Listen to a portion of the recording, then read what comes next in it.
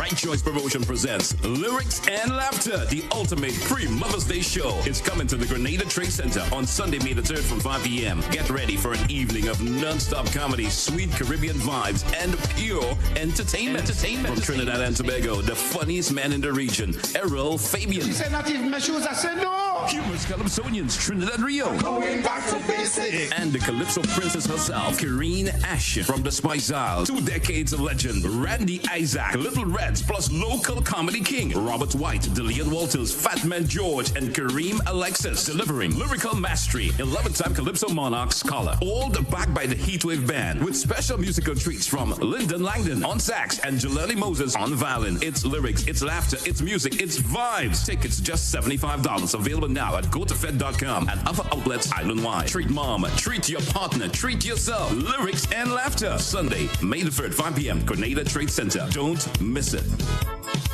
Sunrise Diagnostic Center is the place to visit for your medical laboratory test, ultrasound, X-ray, mammogram, ECG, and ultrasound guided and bone density test. Also available are COVID PCR and antigen tests. Most results are available within 24 hours. Sunrise Diagnostic Center is located at number 9 NS Building, Melville Street, St. George's, with sub-offices in Grand Anse, Wall Street, and Grenville, St. Andrew. Visit Sunrise Diagnostic Center today at any of their offices or call 440-3709 or cell phone 415-9522. Life doesn't stand still. It moves. It grows. It asks you to believe in what's next. Your first car. Owning your home. The business you build. The future you choose to invest in. Life moves in steps. When you're ready to take the next one, we're here to help you move forward with banking solutions designed for life. From vehicle financing and mortgages to education savings, credit solutions, and support for your growing business. Republic Bank, ready for life, every step.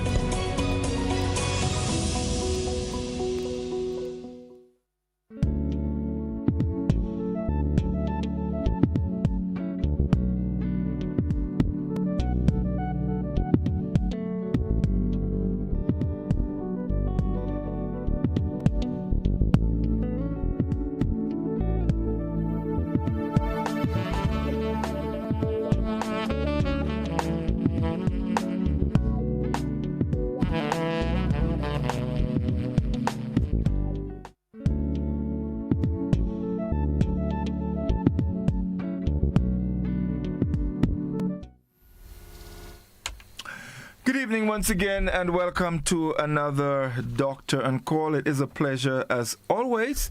Of course, every Tuesday evening at this time, we share information with you, as Doc always says, that can help you to improve your wellness. This evening is a very special program. I am encircled by 3 wonderful women, and I'm quite happy for that. I feel very important. Yes, indeed.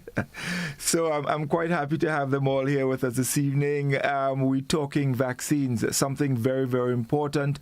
In fact, if you ask me, I think it's one of the areas in medicine that has actually changed the scope of things and has played a significant role in lengthening our lives. So this evening we're talking vaccines. We have with us Dr. St. John, she's from Barbados, and also Nurse Ned here in Grenada.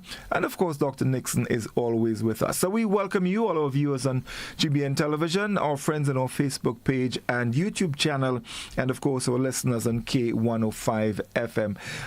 It is a good time to welcome our guests. I'm going to start with Doc, and then of course, in fact tonight I'm letting her lead because they're all the experts. So tonight I will play the role of student. I would learn, and she would lead tonight. So Doc, good evening. How are you doing?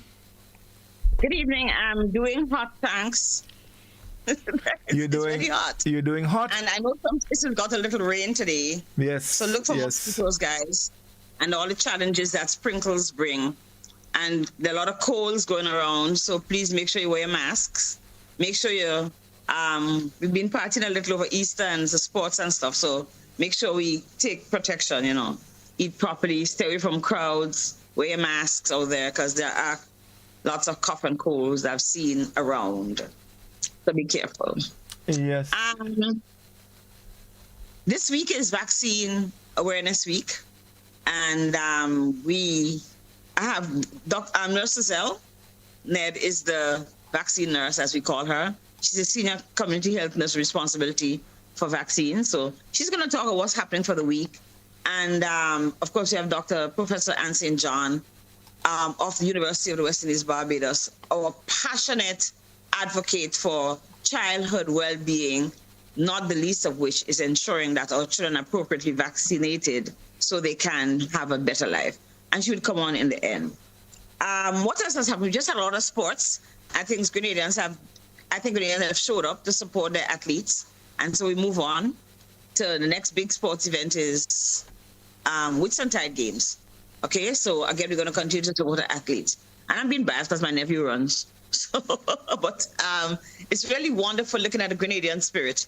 And that's what we need to do. There are lots of other things in the air, lots and lots of other things in the diaspora, in the world around us. But we need to keep focused and really, we talked about mental health. Everybody needs to really preserve their mental health in these crazy times. The cost of living is going up because the cost of living is going up everywhere.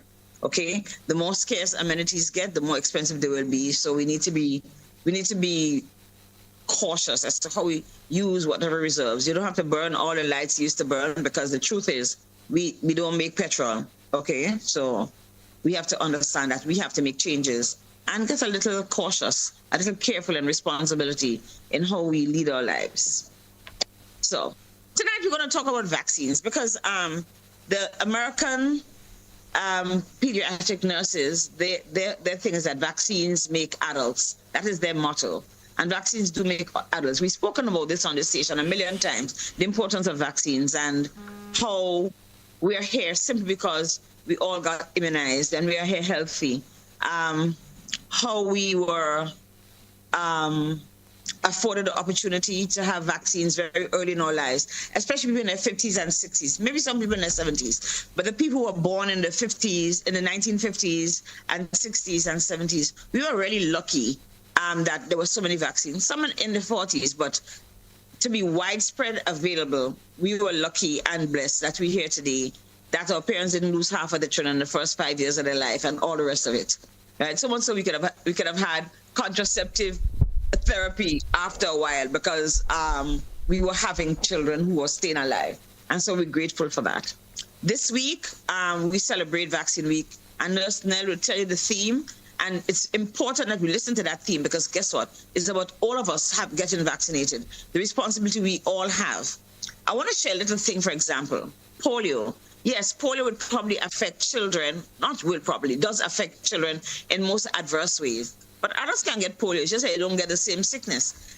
The truth is, the fact that you don't know that that you carry polio, you can actually pass it on to a child who is actually unimmunized. And that is what we don't want to have in our environment. We want to make sure that every child has the same opportunity to be vaccinated, and that they are in fact vaccinated and immunized against the diseases that can shorten their lives or that can create a very poor quality of life for them. So tonight I want to introduce Sister Suzelle Ned. And Suzelle, dedicated to her work as ever. We just started yesterday with the launching of Vaccination Week in Grenada.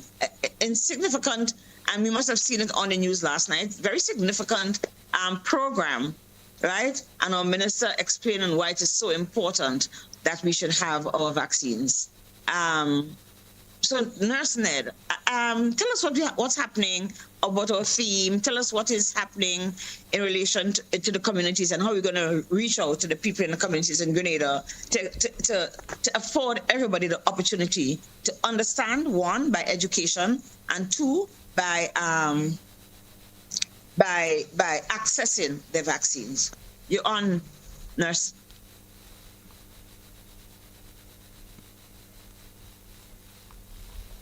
you there?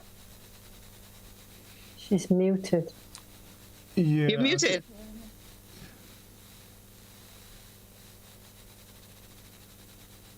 She's not there? No, yeah. I think you're still muted, Nurse. Nurse Ned, you're muted. Yeah. Mm-hmm. Yeah. All right, there you are. Good evening again, and thanks for joining.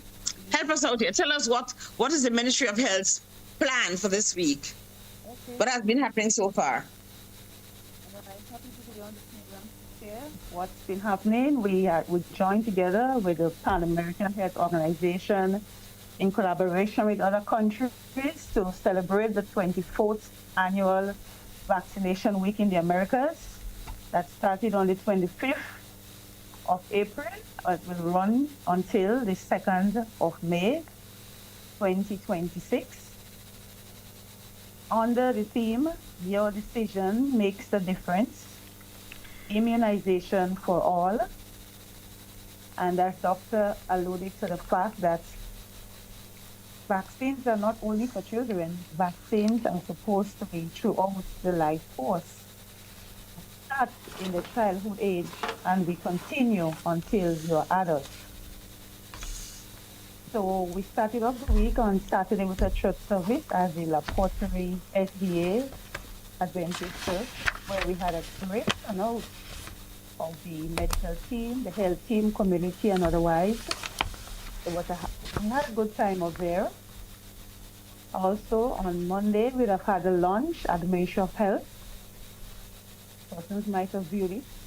We had the children turning out, and they were marvelous in the toddlers, yeah. messages. Yes, they were really into it and up to it. Yes, so we're really glad. We're happy that the daycare were part of it and the parents were supported. We really appreciate that. Yes, and the Ministry of Health and its continued efforts as they continue to provide vaccines and for all persons across the life course, and to say, and equity for service for all. Today we had a match in St. George's. We had it this morning. We started off at the Anglican Church and we went down to the police barracks where persons were chanted, immunization. The school children was involved, and very happy to have that also. Tomorrow, God willing, we'll have continued outreach. We have nurses out there. They are dedicated healthcare workers, community health and others. They out there in the schools trying to see if they can convince persons and parents and caregivers and loved ones to be immunized, continue with your vaccination course, not start the vaccines and finish halfway, but continue throughout so that you will be protected from the organisms that are out there. Persons will be going to the homes. The nurses will be visiting the homes. Nurses will be visiting the daycares. Yes, the shut-ins. Yes, persons who are at home and cannot access the clinic, they will be going out there to see how we can better give the persons vaccines, offer them, and to see how we can increase that vaccination coverage. That coverage that we once enjoyed at 95%. No, we have little challenges where that is concerned. We'll bring it up at all efforts with education and sensitization. No one will be where we supposed. Persons just need to have an understanding as to what vaccine is and how they work. Vaccines still work and they still save lives.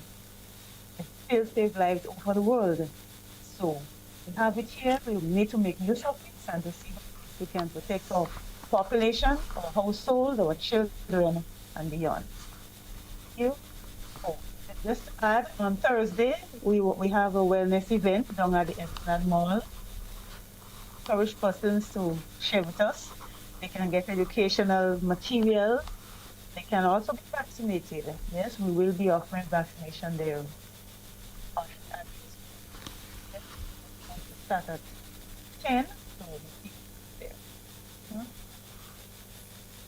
Okay. That's Ned. One quick question.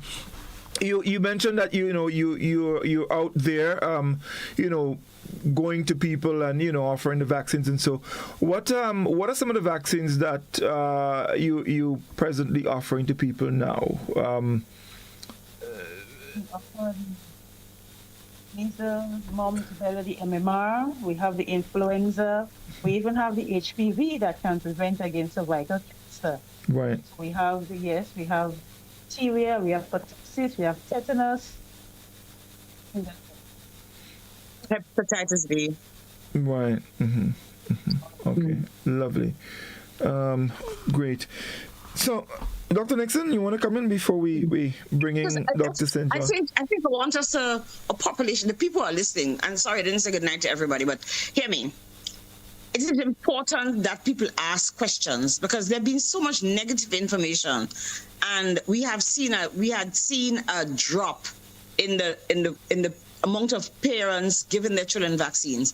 That's a very dangerous thing to happen when you have a low level of vaccination, because then you don't get that protection that the majority can give to the few people who may not be able to take the vaccine. This is a time, I think this is a good opportunity for our population to go out there and ask questions. Get your doubts clarified, okay? Get your doubts clarified, because people would make decisions based on what little knowledge they don't have. Okay, and sometimes those are wrong decisions. If you don't have information, you would not make good decisions for your life. And so the nurses are out there. Go ask questions.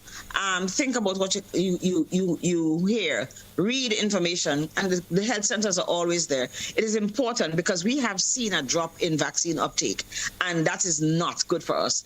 At points where we had almost gotten to the point of saying we have eradicated measles. But if you don't, 95% at least of our population doesn't take the vaccine, we can't eradicate, because that's what you need for protection for your population. So hopefully the community will in fact use these opportunities to ask questions, and those people who have not had the vaccines, they are there available free of cost to everyone. I need to put a little spoke in here for the Rotary Club. Rotary Club was very concerned from last year when we had polio awareness, World Polio Day, because that's one of Rotary's tasks, global tasks that we take on. And because the uptake we recognized that the uptake in the vaccine was much lower than required, we decided to join with the Ministry of Health and become part sponsors and supporters and advocates for vaccine in Grenada. So we also on the platform with the Ministry of Health on our theme, Vaccine Saves Lives. On May the 9th, we're doing a health fair in Gov.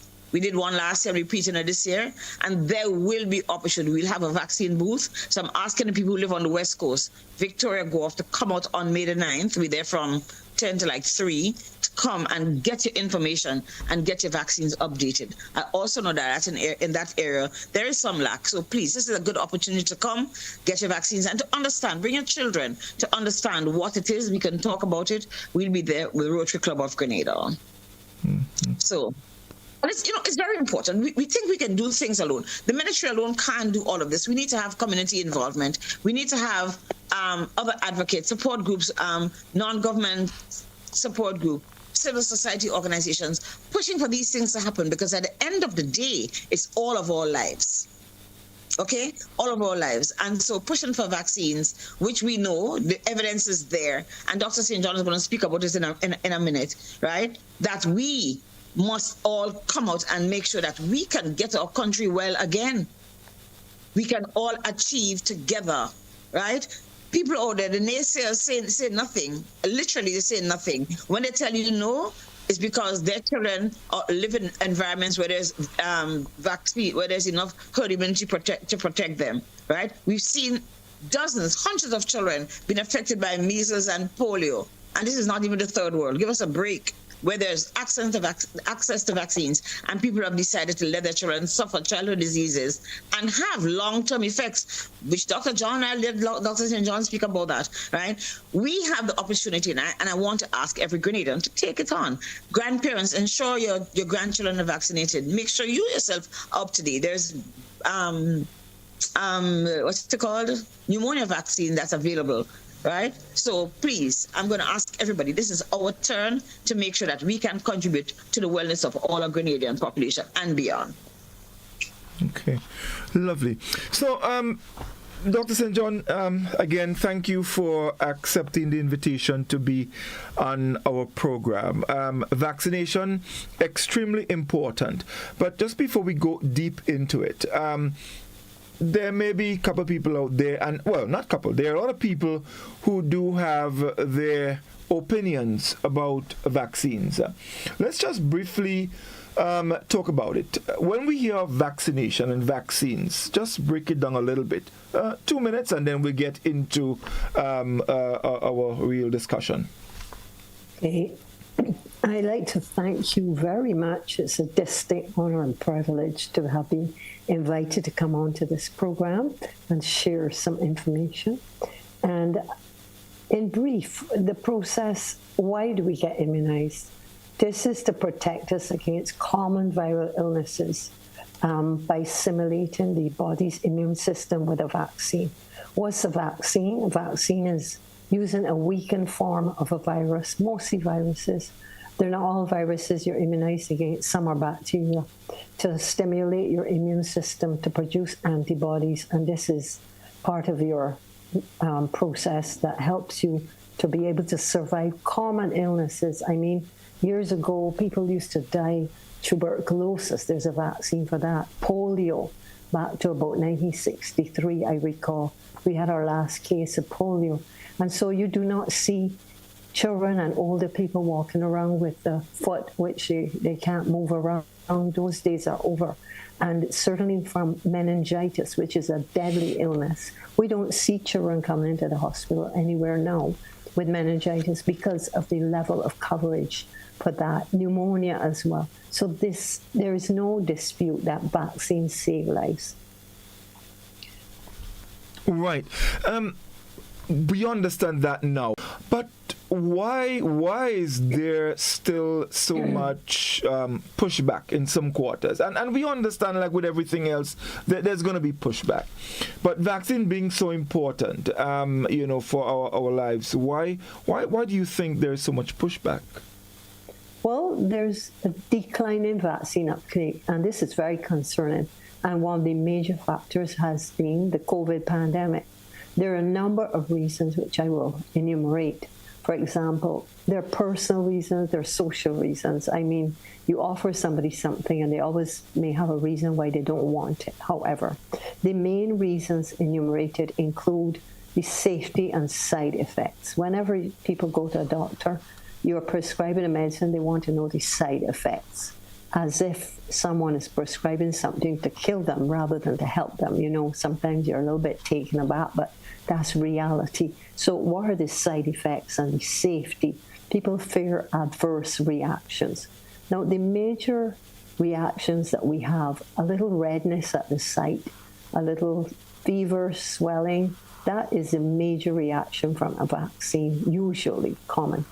And it's treated with a little bit of paracetamol or some medication. Tell the parent within a day they may have a fever. Then there's the perceived lack of the need. Some people are very complacent because, as I said, we have not seen polio here since the 1960s. So if you don't know what somebody looks like with polio, you don't know the inconvenience, the disabilities which result, you don't really know about it. But pick up and go somewhere like Brazil or some places in India where polio had affected more recently, and you will see the disabilities of people who just can't get around. So they're complacent.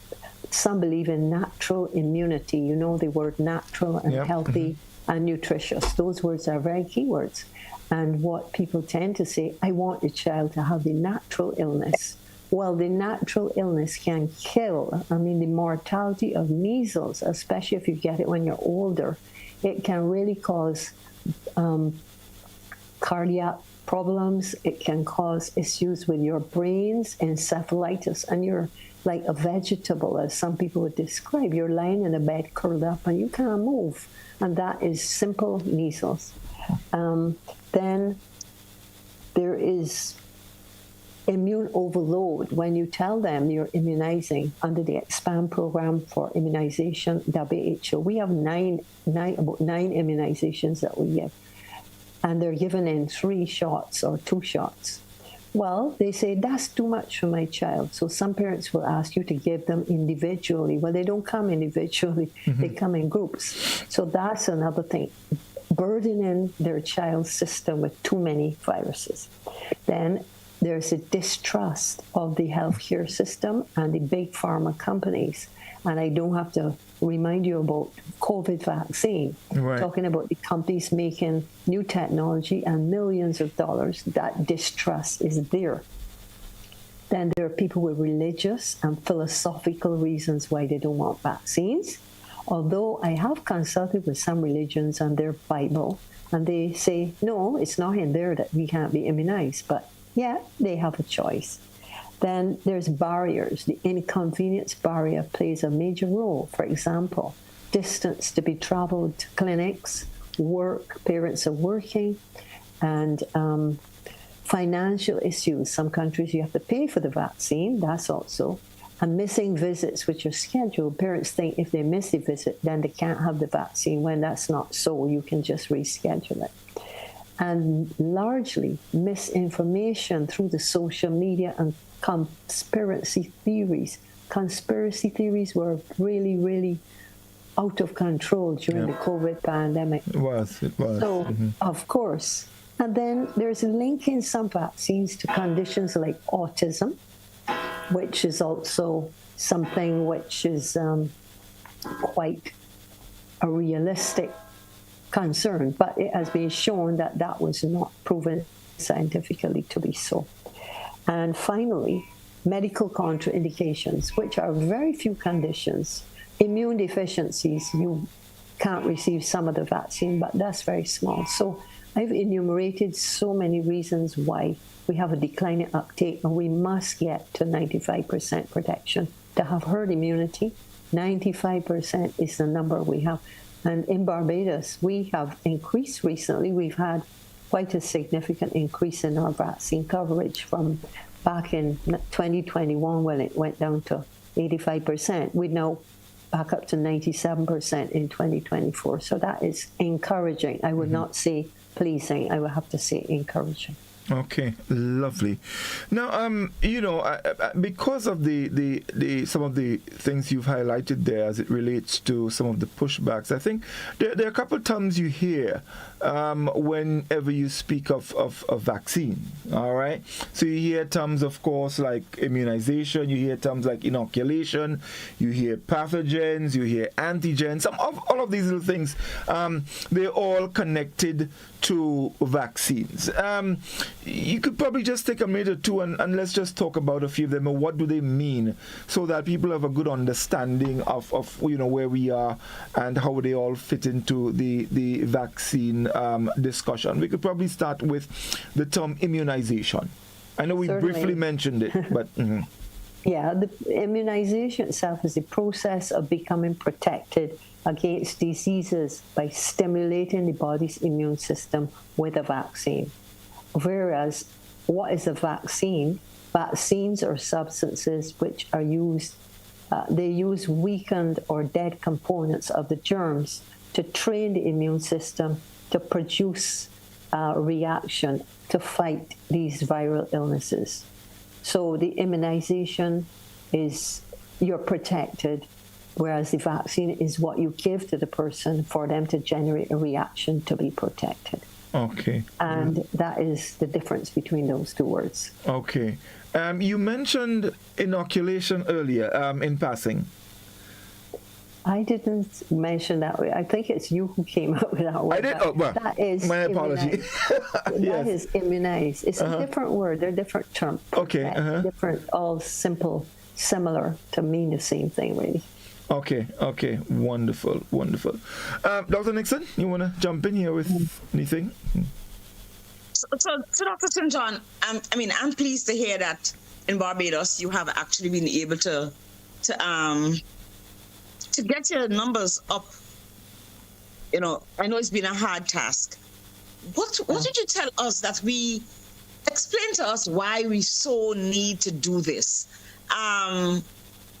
Give us a little history from non-vaccination or low vaccination, the side of the challenges that we face from a social, economic, health standpoint, to get into a point, what is the role of the community in ensuring that we can collaborate to do this? Explain to us the Barbados experience, because I think I applaud Barbados for getting up from 2021 to now to getting back to almost a safe place for herd immunity. Share with us. We can't sit back on laurels. This is hard work. And the anti-vaxxers and the people vaccine hesitancy has certainly had an impact. In fact, not only did it have an impact on the COVID vaccine uptake, it also started to impact the regular vaccines, as I would say, routines, which have been around from about the 1950s. Some of those vaccines, like diphtheria, whooping cough, tetanus, polio, and then the measles, mumps, German measles later. And then more recently, we've had hepatitis B, the HPV, papilloma virus, and cervical cancer was one of the leading cancers for women. And that has decreased tremendously since that vaccine has been administered. Maybe in Barbados, I would say about 15 years. I don't know for Grenada how long it's been administered. It's administered to students when they take the exam, the common entrance at the age of 11. It used to be 2 doses. It's 1 dose now. No, 1 dose. Yeah. And certainly it's tremendous.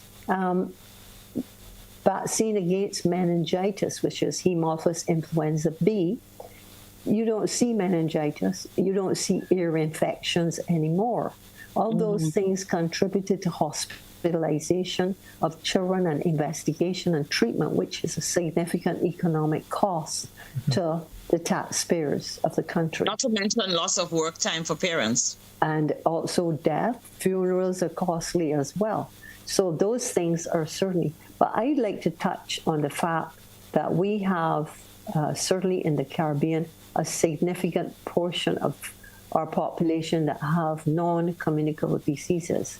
And these are inclusive of, but not limited to, diabetes type 2, obesity, high blood pressure, cancers, very high in our populations throughout the Caribbean. I don't think it's very different in the prevalence. These people are at much greater risk than those who do not have those conditions.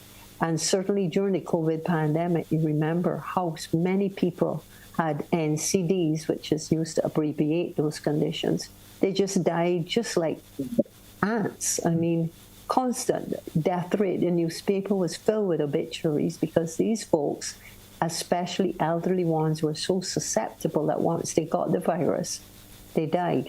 It was almost a guarantee that they would have died. So again, the most vulnerable people for these communicable diseases, which we are immunizing against, are the elderly and the young children, for sure. So that's why vaccines were invented. Another quick question, Doc. If I, let's say, for example, got my measles vaccine, all right? So I got my vaccine.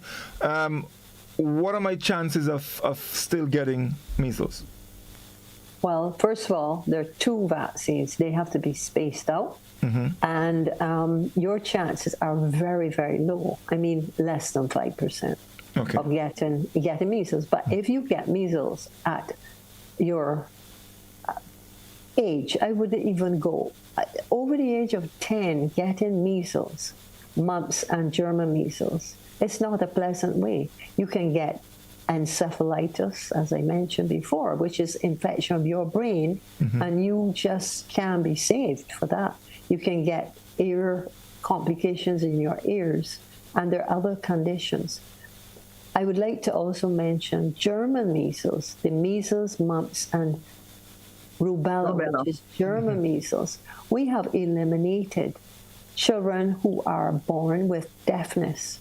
Now, rubella previously, maybe I say about 25 years ago, because that's when it was started being given, the MMR in our jurisdiction. It is important to know what your road sign And got rubella in the first trimester of pregnancy. Their children were almost guaranteed to have deafness, blindness, and heart disease. And now we don't see any of those. We had a school for the hearing impaired and visual impaired, and the schools had to be repurposed because we do not see any babies born with deafness, and the heart disease has decreased as well. So there are good things that we can see evidence is there. Okay. Yeah, I mean, I just used measles as an example, but what I wanted to get really is getting the vaccine, does it protect you then from that illness? In other words, even if you get it, can you be almost certain that you'd be safe, that it would not get the better of you then, so to speak? Yes, certainly.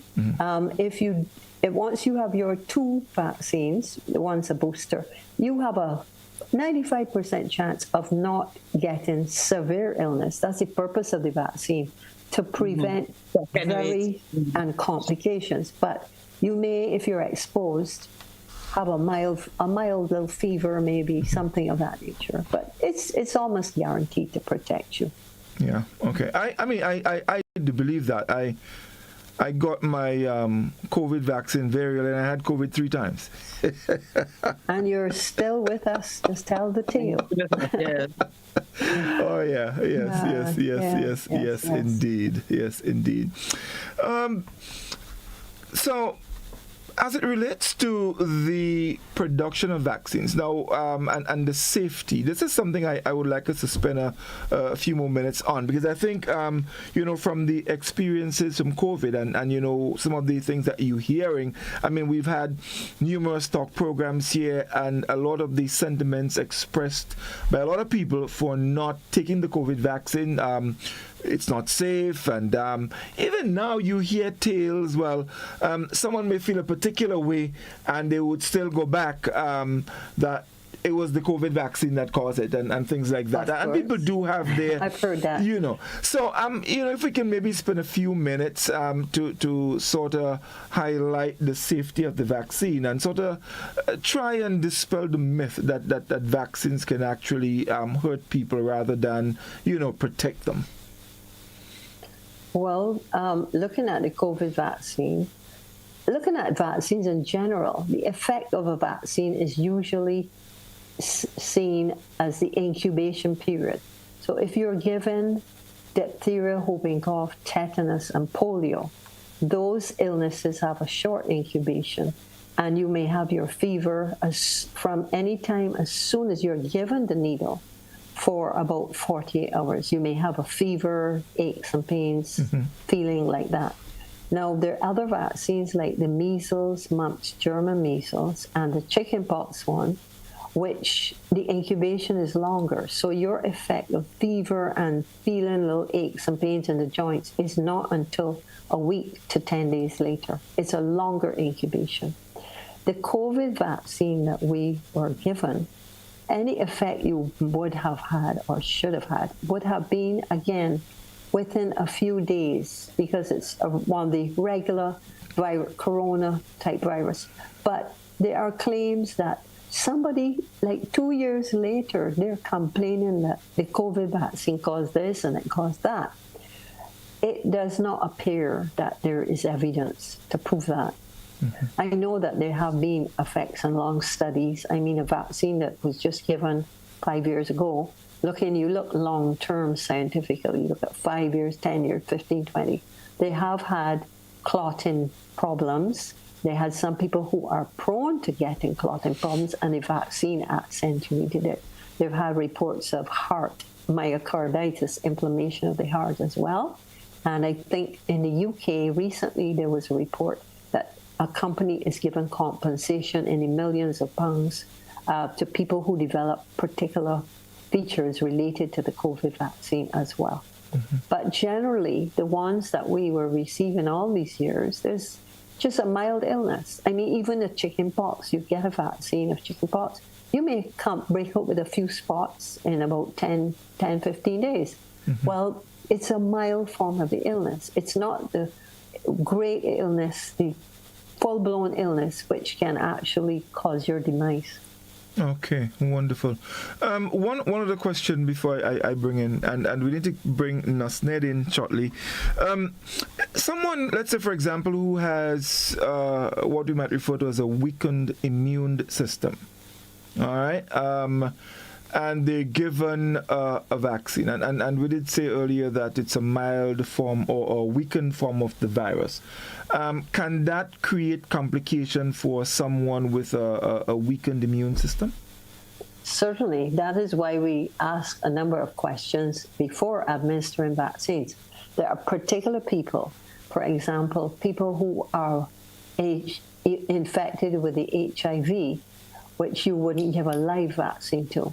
There are people who are on steroids. You're not going to give them a live vaccine. You give them the kill form if available, or you postpone the vaccine until a certain amount of time. There are people who are born with what we call congenital immune deficiencies that have some of the children, they develop 6 and 8 ear infections in a year, or they have diarrhea, or they have lesions on their skin, which you then suspect they have immune deficiency, and you do particular blood tests which show they have a low immunoglobulins, which is a protective antibody. So you would not give them particular vaccines. It's not just administer the vaccine ad lib. We have to ask a few questions and determine it's safe to give them the vaccine as well. Okay, wonderful indeed. Nasned, we want to bring you in here. With all the work that you've been doing, and we're not just talking about now that it's vaccine week, but you are there, you're meeting people. How has that been going? We know that there's been the reluctance, but are you satisfied that you making headway and gradually getting people to catch on to the importance of taking the vaccines?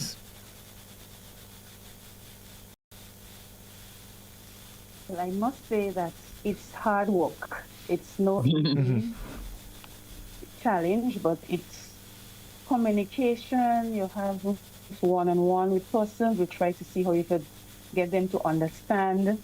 It's not where we want to be. We still have work to do. But we have persons, we cannot say overall that it is doom and gloom. We have little lights. We're getting persons slowly but surely to come. There are some parents who really, they remind you, they ask you about it. So we want to congratulate those persons and continue to have that on a wider scale. We want persons to reach a point where they realize that it is a responsibility of your own, not necessarily the nurses to force it or the ministry to force it onto you. But it is your responsibility to bring your child, use the clinics where they are available. Sometimes we go to the schools, but we really want parents to bring the children out. Yes, there are things out there, but we have to fight. We cannot just sit back and relax. We cannot be complacent. We need to continue to fight. Agreed. I recall there was a time when, of course, in schools, when you were entering school, it was kind of almost mandatory that you had to present your vaccination card, so that the school would know where you are in terms of your vaccines and all of that. I remember as a little fella, I don't remember what it was for, but we used to get something like a sweetie, and it was a form of vaccine. It's a long time. I can't remember now. But polio. Right. Okay. But I know it was sort of almost mandatory. How is it now with the schools? Because if the schools sort of have that in place, where before the child is actually accepted, they must be up to date with their vaccines. Is there anything there that you can look to and try to improve on your vaccination so that as much as possible the children get vaccinated, and that is to sort of help with the reluctance of some parents not bringing their children to get vaccinated? Yes, as you alluded to it earlier on, it happens. Yes, on entry to schools, we have parents bring their vaccination card to the school, and we take a copy of it. We have the nurses there sometimes to look at it and to inform the parents that the child is missing this dose or that dose, and we advise them to take them to the closest clinic to have them up to date. So it is still ongoing. It has not been abandoned. Where we have some people, when they fall short, we are able to catch them there to bring them up to speed. Okay, fantastic. Dr. Nixon? I find it interesting that that question comes up, and there's still people who are dubious. Yet, when we go to university in North America, you have to have your vaccines. The same vaccine everybody decided not having here. You cannot go into university. You can start, but if part of the semester is gone and you still haven't had your vaccines up to date, they will ask you to leave. And that is because you get into large groups of people, and these diseases, if we're not appropriately vaccinated, when these highly infectious diseases like measles and polio come into the environment, where you have large populations, it can be catastrophic if you have large populations of unprotected people. Do you understand? So when you go to university, thousands of people in one college, you better get your shots, as you're not going to be allowed to continue. Do we want our population pressured like that? Not really. But that's why these opportunities like this week and every other day, because you can always walk into a health center or go ask a doctor, ask a nurse, ask somebody, and ask questions about the vaccines. Read about it. We have our phones. Read about it. There's information to be had. Go onto credible sites like the National Institutes of Health, the CDC, WHO, PAHO. Those are agencies that give us information. Yeah, and people want to say, yeah, they're the same ones who give us bad vaccines. No. These are research-based organizations whose information is research-based. We don't share information from those organizations unless we have evidence. Truth and transparency is what's there. A lot of people will tell you, don't do this, don't take this medication, don't do this, don't do that. And you say, okay, tell me why I shouldn't take it. I don't know, because they say, no, we want evidence-based medicine to be the guide. If it's researched and it's known, then we know that's the truth, and it's spread. There are very, very stringent rules that guide medical research. So you can't be willy-nilly and just do stuff. I'm trying to remember what I saw this week. Using a certain medication for cancer. There are 9 billion people in the world, and they research 200 people using a certain old medication to prevent cancer. Does it work? Maybe it does, but not if you only research on 200 people. No. And 200 people who agree to do it, and there's no control. There isn't another group who has cancer who say, okay, I'm going to take the regular medication. Let us see how I advance as opposed to you. There are ways to do things. And the agencies like WHO, CDC, PAHO, etc., have a responsibility to ensure that these research fundamental laws, global, worldwide laws are followed. And so the information that is spread should be information that is believed. And we can't allow for these little political theorists to come in, right, and derail the whole world as a result of what people think and people who don't know what they think. Right? So hopefully our population would understand that when it's brought by the government, it's already material that's researched well, information that we've proven works for other people and other populations, and we're just trying to keep our population well. Wonderful. I wanted to put in there, now that you mentioned about Nurse Ned mentioning about immunizations, priming the pregnant ladies from antenatal period, as we talk about breastfeeding, also about immunization, because the general population doesn't know that antibodies, protective substances, are passed across through the placenta, the navel cord, to the baby, and it only lasts for a year in some cases, and in some cases no antibodies are passed through. So for diseases like diphtheria, whooping cough, tetanus, polio, the baby does not have any antibodies from the mother, and breastfeeding helps some immunity, but that's why that is given at 2, 4, and 6 months.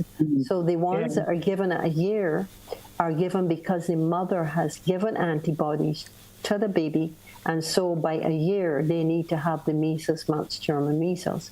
And we have in Barbados a policy that the nurseries, the government or the private, they must have a letter from the doctor or the clinic to say the child is up to date with vaccine. Because nowadays in the modern world of the Gen Z veneration and so forth, you know, children are going to nursery school, well, nurseries from 3 months up, and they go to preschool at about 2.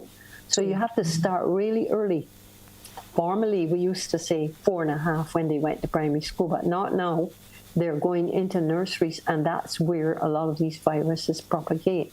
So that is, they must have their vaccine, and if they're ill, they must have a return to school certificate as well. And so when they reach 4.5, the public health nurses go out from the caption government clinics to the schools, and they make notes, and they leave a note for the parent if the child is missing. So they have to have their immunization card. That particular day, the parents are asked to bring the cards, send the cards with the children and the book, and the nurse goes through it and puts a note to say, you should.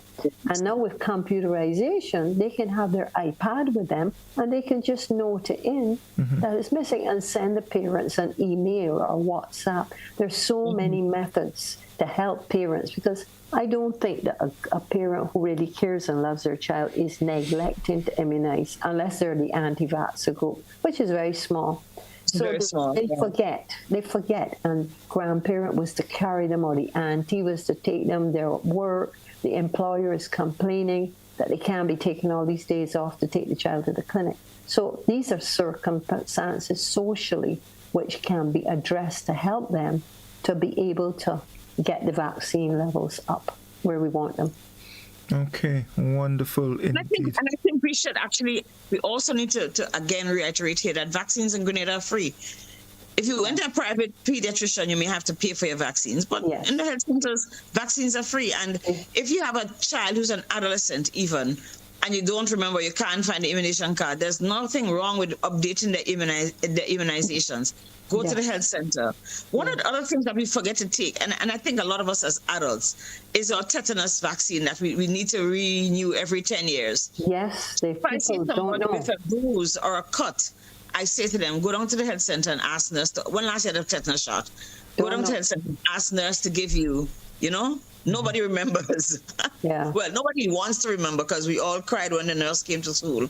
But the truth is that most of us as adults have not had a recent tetanus shot unless we've had some injury and have gone to the hospital where the nurse in the ER might. But you home and you cut your finger and you don't even say that, boy, especially if you work in agriculture where you're close to the earth, right? Or you work as a mechanic where you're around dirt and metal and stuff where the tetanus organism stays. You really want to make sure and get your tetanus updated, you know? You really want to do it. So that's why we talk about vaccinations for all. Everybody needs to make sure that they're up to date regardless of what the age is. The older you are, you probably just need to do this. I have a question. Yes. Go ahead. Are influenza vaccines available readily in Grenada? Yes. Because influenza kills more people than COVID killed every year. Yep. But people are so accustomed to influenza. I mean, in northern climes, people, as I said, with non-communicable diabetes, high blood pressure, heart disease, it kills so many people. But people don't really know. But you look at the statistics. So since the COVID pandemic and the flu pandemic as well, people are advised to get their once-a-year influenza vaccine, and it's available for children over 6 months can have it. And it is worth it. We have it in the health center. The Right? truth is, sometimes I think we need to really remind people a little more, and that's continuous education, because that is going to work once we remind people. So there are a lot of people listening to us tonight. If you have hypertension, diabetes, chronic illnesses, because mostly older people would listen to cancers, you need to get your influenza and your influenza tetanus vaccine updated for sure. and of course your tetanus, and that's free of cost. You go to the health center, it's already paid for. We don't want to be throwing out vaccines when they expire. Everybody here has a right to access the vaccine. So it even means that when you go to the health center, the clinic, say, nurse, can you update my vaccines for me, please? It's as simple as that. It's from September. From September, October, we give the flu vaccine from the WHO. And it is available, I can tell you. I know it is. We just have to remind people more and more. And also, I think in primary care, we have to remember to offer, because that's one of the other things. The physicians and the nurses have to remember to offer the patients the vaccines as an option and as an adjunct to the care that they receive otherwise.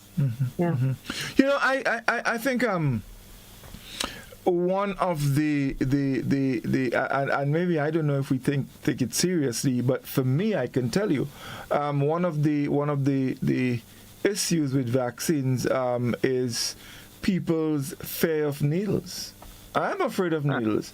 I can never look at the nurse when I'm going to get a shot. I have to turn my head away. I don't know if we can solve that problem. Maybe Nurse Ned, I don't know if you can come up with something to solve that problem, but I believe it's one of the drawbacks with vaccines. Yes, we're not saying no, it's not, but it just lasts 1 minute or less. It's not a lifetime. Not even a minute. Lifetime protection, but it does not last. Right, it's very, very short. So just take it off your mind. Don't overthink, and just have it done. That's a serious challenge. There, I can tell you that. I recall when I went to get my very first COVID vaccine. I mean, there are a lot of people around, and you know, this thing in the air, COVID, and I'm there, and the nurse, she's about to give me the vaccine, and she says to me, could you put your hand on this for me? And I noticed she had this little Band-Aid, and I'm like, you finished? She said, yes. And the truth is, I did not know it actually happened. I didn't know. What was greatest for me, because when we were probably, you remember, it was 1969 when we had that last big outbreak of polio. But they had also, that's when they introduced oral polio vaccine. You get a big lump of sugar. Yeah, I remember that. Yes. Mm-hmm. So we're walking home the 1 mile trek from the bus stop to the community, into the community. You know, the gang of school children, and then the nurse that everybody hates, the one that wears the brown uniform, is standing in front of the community center, and she railroaded everybody. Come here, everybody, come here. What, miss? You have to get a vaccine. And the whole choir starts crying because everybody thinks. And they said, no, this one is good. This one is good. It's just that you're going to get a lump of sugar on your. And I remember kids asking for more. Can I have another one? Right? Because it was a friendly way. And it's funny because our parents, and then she tells us to tell our parents. I guess authorization goes a little differently nowadays, but there was, in fact, a polio outbreak, and making sure that we were immunized was very important. Mm-hmm. Yeah. And people would say, why don't we just give? No, we don't just give like that unless there's a a crisis, a global crisis, right? If you see about outbreak of polio, you're going to want to make sure that all your children are immunized, and you're going to tell parents bring their children, and I can guarantee you they will take their children to get vaccinated if there's an outbreak. And like Dr. St. John said, we have not seen, and that is why we don't understand. We have not seen children were wearing equipment, or children being put into iron lungs to help them to breathe, right? We have not seen children with brain disorders, right? Strokes, disability, simply because they've had the central nervous system effect of a simple disease, simple looking disease like measles. Measles is not just a series of spots. Measles is an evil disease that when gets into your, especially your lungs and your brain, and can cause severe lifelong disability. Because we tend to say, oh, it's just a little virus. No, it's not just a little virus. It's a bad virus, Bonnie and Clyde style. Okay? Mm-hmm. And we cannot trivialize the fact that these little viruses are horrible. Absolutely horrible.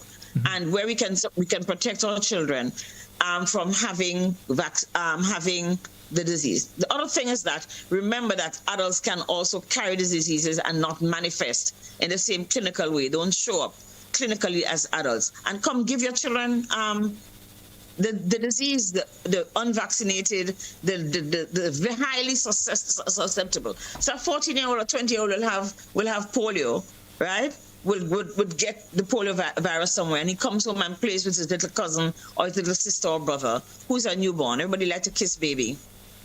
Okay? Guess what?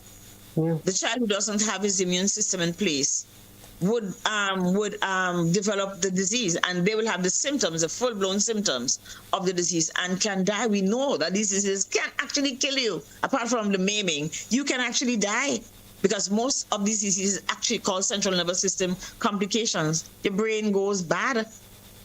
No? So it's not a question of trying to frighten people. It is our reality, and we have to live with what our realities are. And the health sector has to continuously educate and support our population, encourage our population to do what is best for themselves. Indeed. We're not out here to kill people. There are other people who want to do that, not us. Well, that's not our duty. You know, so that is why this week is so very important. The constant reminder and an offering option for people to ask questions, to become more informed as to what is this vaccine thing about. We'll soon be talking again a lot about HPV vaccine, right? Which we know, if we look at the statistics from Australia and New Zealand, where they have had an excellent immunization campaign with using HPV vaccine. They don't have they have less than 4 women per 100,000 that end up having cervical cancer.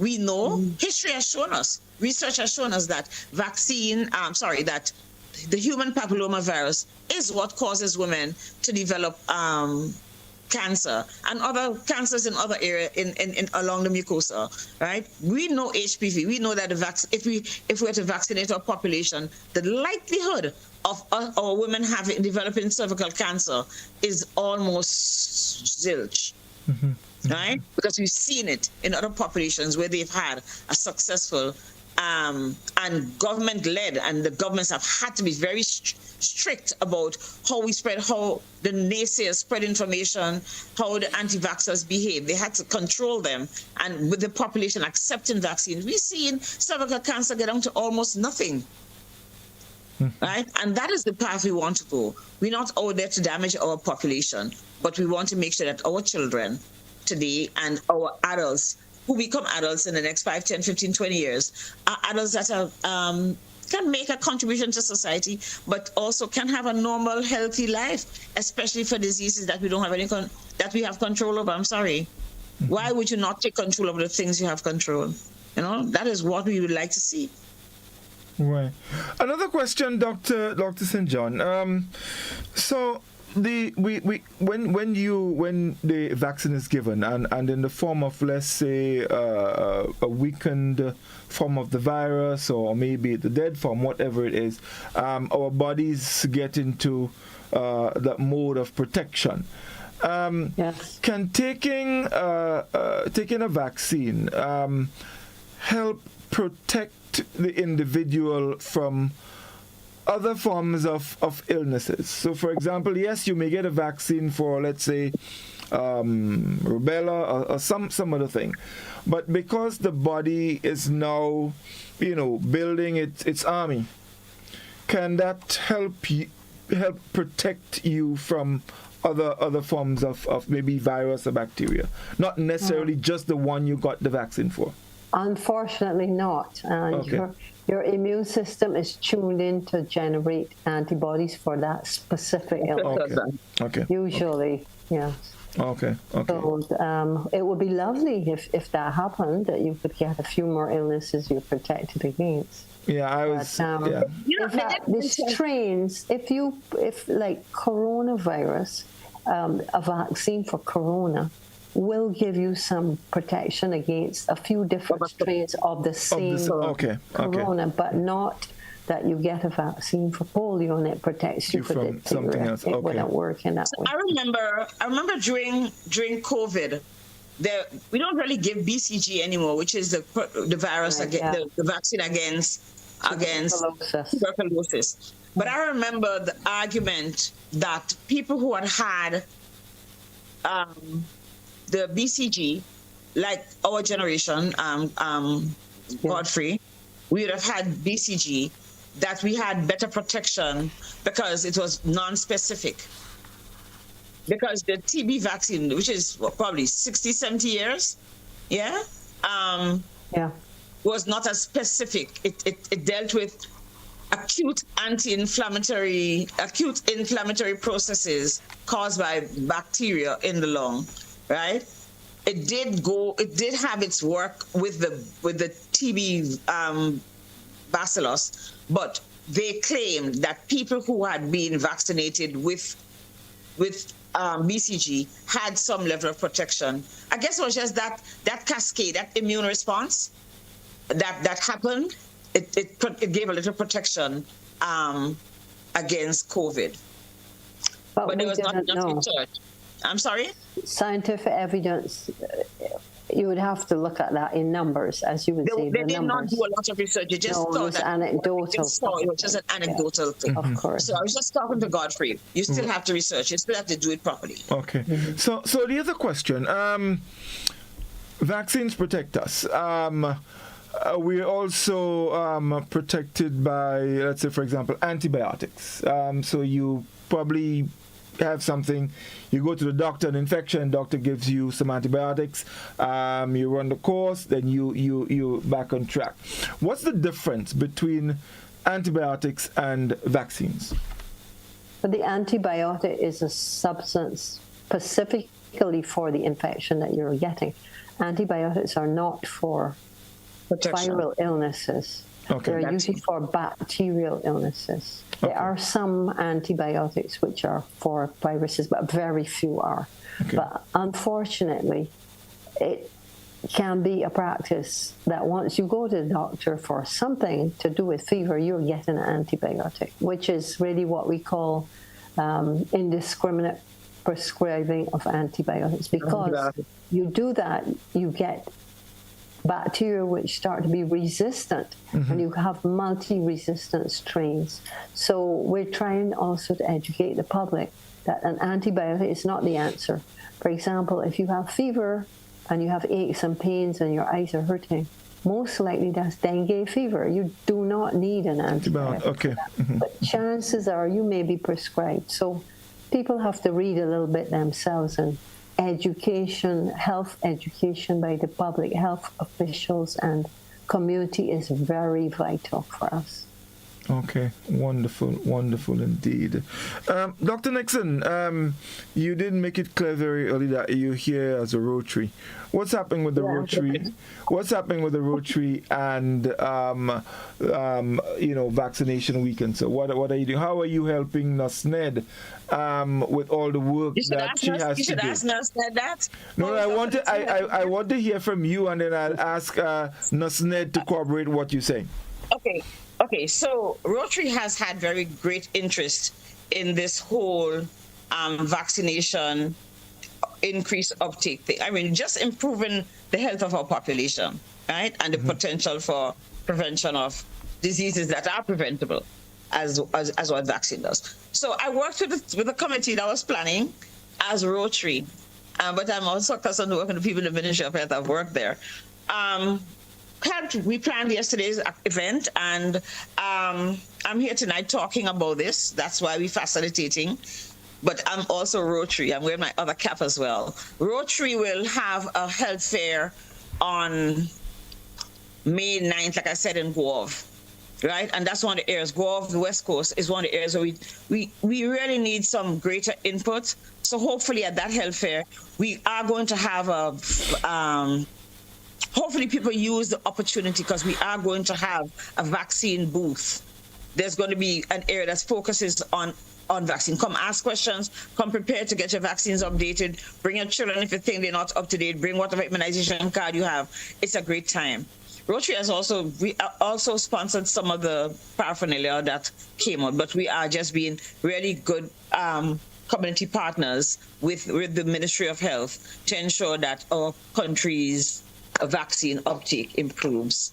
We'll be with I'll be there on Thursday with the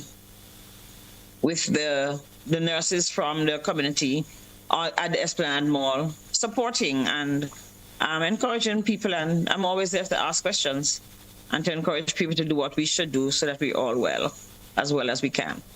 Okay, wonderful indeed. Dr. St. John, I just want to go to and earlier Dr. Nixon did ask you about Barbados and what is happening. In terms of people's response to vaccines in Barbados, how is it? I think we have quite a positive response. The number of individuals in the community who are anti-vaxxers or hesitancy is small. I cannot tell you the specific number, but our coverage, when we are looking at 97% for DPT, and then we're looking at 86% in 2025 for MMR2 and 89% for the first dose.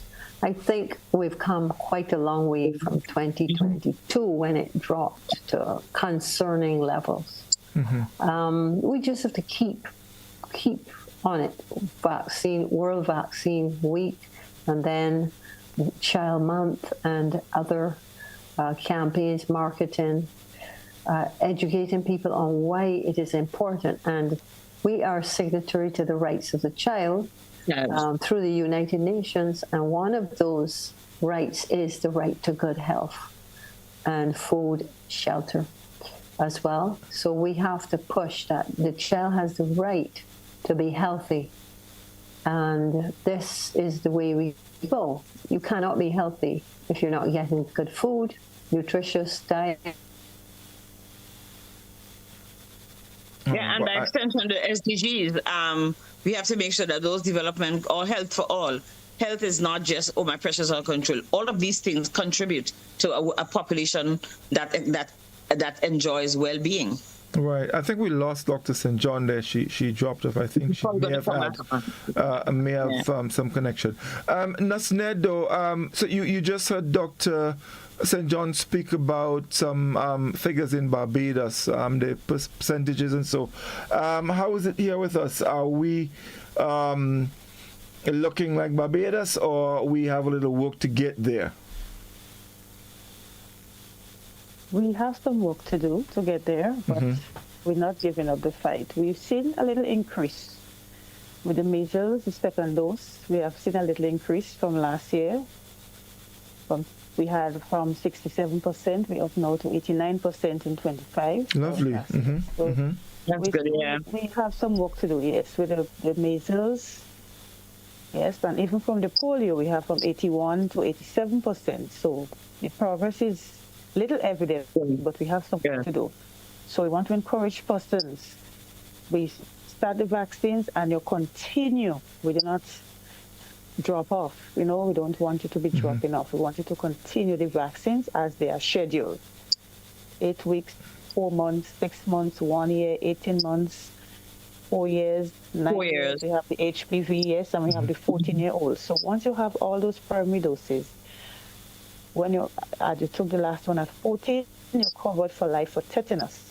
Doctor was speaking earlier on regarding the every 10 years, but that is when you're exposed to high-risk areas. Right. You know? Okay. All right. Yes. Wonderful. So yes. So I want to share an observation I had, because I think I want us to look at primary care, because it's so very important that we have a well-integrated, well-oiled, well-staffed primary care system, because these are things, like I said earlier, our primary care health professionals need to be pushing. You know, I was looking at, I'm not going to call name, I was looking at a reel on the internet with very upscale black college with these men going to medical school. Very proud, right? And there are probably like 25 of them, and nobody was going to do as their medical career. They all had where they wanted, but there was orthopedic surgeon, pediatric orthopedics, neurosurgery, and all of those. There was not a single person who said they wanted to do primary care. And that is, for me, is a little disconcerting, right? Because we need to make sure that we have professionals that are dedicated to primary care and all of these preventative medicine. So we should be out there talking, supporting, encouraging, teaching people how to stay well. Yeah, you broke a foot and need an orthopedic surgeon, but on a daily basis, you're still going to need to have your blood pressure controlled, weight loss management, prevention from easy communicable diseases, prevention from developing cancers, and by getting your HPV, by getting your hepatitis B vaccines, and all of those things. So we're going to have to make sure that we can develop a primary care, especially we who live in resource challenged environments. We don't have a lot of money. So we have to work on the prevention side of it. And I'm looking forward to my younger colleagues in particular committing some of their time towards primary care. It's really nice to have specialties with nice names, but it's also great to have populations that are very well because of the interventions. And of course, people don't go into primary care because the compensation is not as great. So that is also something for the policymakers to see, right? That we have to encourage the people who will keep our population well and make sure that we don't have to, we make sure we have people who will keep our population well. So we don't have to be spending a whole lot of money and affecting our economy because we have so many people ill, right? And that the other people at the end, yes, they're there to fix it, but we really should try and keep our health, our basic primary care well, as well oiled as possible, so we don't have to spend all the money in the end. Yes, indeed. Very, very, very important. Doc and Nasnel, we're getting close to wrap-up time. Dr. St. John has rejoined us. Okay. Yeah, yes, Dr. St. John, we lost you there for a moment.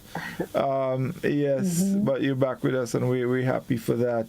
We're getting close to wrap-up time, and I would like us to take the next few minutes just to sort of summarize the discussion on the whole issue of vaccination, because I think it's very, very, very important. So, Dr. St. John, we'll start with you just to probably take a few minutes and to summarize the discussion, the importance of vaccination, and why we should continue that drive to ensure that as much as possible we get all our shots.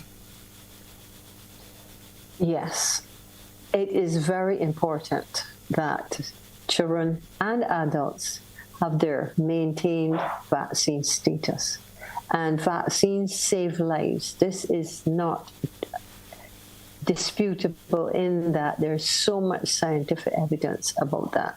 And the process for immunization is to protect against common viral diseases, which have been eliminated more or less, but they're on the resurgence because there are pockets in developed countries even where things like measles and meningitis are surging again.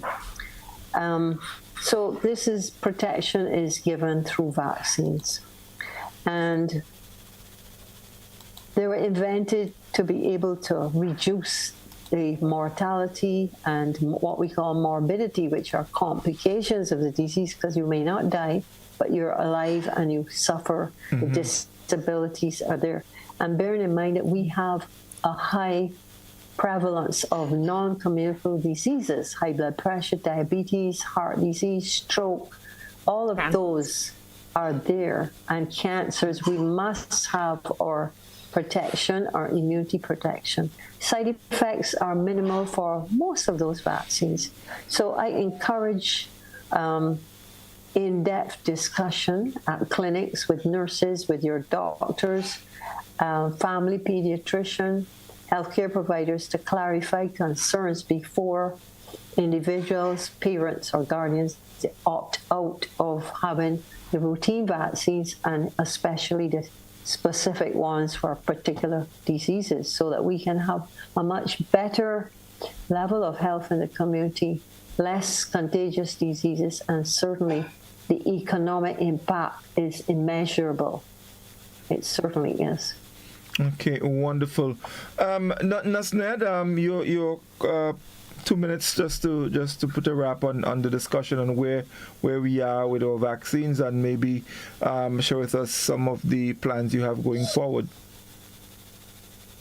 Okay, so while the national priority remains to have vaccines accessible to everyone, we want the public, the population, to be a part of that, to know where the vaccines are and how we can be accessed.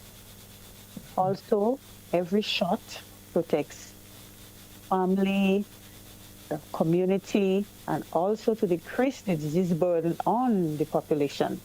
Okay, we have less illnesses going around. Travel now, it's fluid. Travel from point A to point B, and persons can cross the border, especially measles. It can cross borders without any permission given. Mm-hmm. Okay, so no permission has to be granted. So we are advising persons to pay attention, be serious, do not sit back and cannot be complacent at this time. We need to continue the fight. Right, yes indeed. Thank you so very much, Nasned. Doc, your final? I'm going to put my Rotary cap on first. Look, vaccination is everybody's business, okay? Whether or not you like it. I think Rotary is happy to be involved in this venture with the Ministry of Health and with Grenadian population in general, because this is a very important venture. We have to get back to that state of health that we've enjoyed, especially like in the 90s when vaccine uptake was really good, right? If you don't know what somebody's talking about, ask somebody else, okay? I want to encourage other civil society organizations to get on the bandwagon, and like faith-based organizations, get on the bandwagon, and let's encourage our population to strive for the best health that they can. And then as a physician, look, it's a shame that we have so much easy access. Dr. St. John mentioned that there are places where you have to pay, and I remember seeing that when I lived in the U.S. and we had H1N1, and people had to come and have their immunization, the insurance cards or their money in their pocket to pay for the vaccine, even though there was a big campaign, right? The bottom line is that I think we're blessed as a population to have access to the vaccines at mostly no cost to us. Something that's going to prevent us and our children from being ill, that's going to almost guarantee that we can live decent lives into adulthood. And like some of the vaccines do prevent, like hepatitis B also prevents cancer of the liver, and HPV, of course, prevents cancer of the cervix in women, and oral cancers and rectal cancers. So we already have those benefits. It's here for everybody. Ask questions. Don't be afraid to ask your doctors. And like I say, my colleagues have to have the responsibility to remind. Nurses, everybody must be an advocate, right? In order for us to get back to where we were in the 90s and the early 2000s. Every one of us must be an advocate. And every parent, every grandparent whose children and grandchildren are immunized, should encourage families, the people in your church, the people everywhere, to make sure that we can get back and be exemplary in the Caribbean. We can do this. Believe it or not, we all together can. Again, people in Guelph and Victoria inviting you to come out on the 9th at the health center, the Guelph Health Center, as Rotary has its health fair, and the nurses are going to be there to give vaccines, and we're going to be there to ask questions and to clarify your doubt. Right? Vaccination for everybody. It doesn't matter how old you are. Let us make sure that everybody uses that access and that gift to make sure that we can be as well as possible and prevent diseases that are actually preventable. Yes, indeed. Well, thank you very much. Dr. St. John, I thank you again for accepting the invitation. It was indeed a real pleasure having you on the program, and we're definitely looking forward to having you back not too long from now. So again, thank you very much, and we do wish you all the best. Nurse Ned, thank you so much. Thank you so much. I want to say special thanks to Dr. St. John at such short notice, especially since it is a holiday in Barbados. So I want to thank her for spending some 2 holidays in 1 week. Ah, nice. What's today? Today is Heroes Day, and then Friday is May Day. May Day. Labor Day. Yeah. Yes. So thank you very much for taking some of your day off to spend with us, and we really appreciate it. You're most welcome anytime. You know, I'm going to come back and call you and say, hey, can you do this for us? You never say no, so thank you so very, very kindly. Yeah. We really appreciate your expertise and your knowledge and your easy transition through this program. Thank you very, very much. Yes, it was indeed a pleasure to have been a guest. Thank you very much. Nurse Ned, thank you again. And of course, we really applaud the work that you're doing, you and your team, and we encourage you to continue to do more. I always say this platform is available when it comes to sharing information and getting the word out there. Do not hesitate. We'll be more than happy to do our share. I cannot go out there and use the needle. I'm not skilled that way, but I can definitely use the platform and put the information out there so people can be aware where it's happening and what is happening, so that they can all be part of it. Dr. Nixon, you're always here with me. Thank you so very much. Come next Wednesday, we'll be back. So next Tuesday, that is, we'll be back with another episode of Doctor and Call. Thank you very much, and have a good night, everyone. All the best. Thank you, everybody. Have a good night. Thank you.